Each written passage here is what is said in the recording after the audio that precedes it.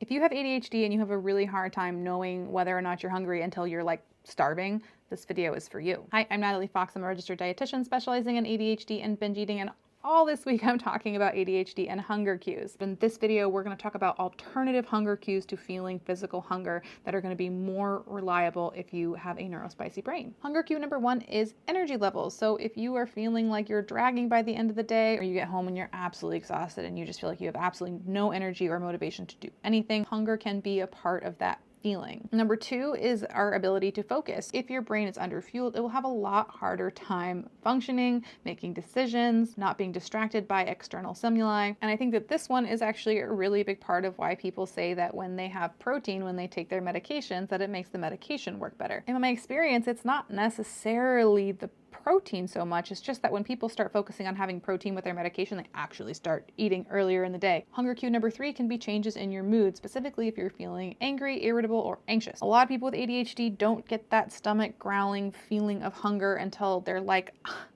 gonna puke, they're so hungry. And so a lot of the times hunger actually manifests as restlessness, anxiousness, this kind of rebbed feeling. It's this, I need something, I need something, I need something. It's wrong, things are wrong, things are off. And hunger cue number four can be cravings or food urgency later on in the evening. Even if you've already eaten a meal and you don't feel hungry like in your stomach, if you're still feeling like, I need something, I need something, I need something, I need something, there's a few reasons for that, but one of them can absolutely be hunger. So when we are undernourished earlier in the day, when our brain actually needs that energy and our body is utilizing most of the energy, our brain starts sending stronger and stronger hunger signals to help counteract the calorie deficit. It's a survival mechanism. And when we are in that state, we tend to crave things that are more calorie dense and more easily accessible. We usually feel a lot more urgency about that. So pausing to make something that's nourishing or from scratch is just not going to happen when our brain senses that we have been undernourished. All four of those are alternative hunger cues that you can notice to help you tune into your body. Now, the one thing you might notice about this list is that all four of these hunger cues are ones that pop up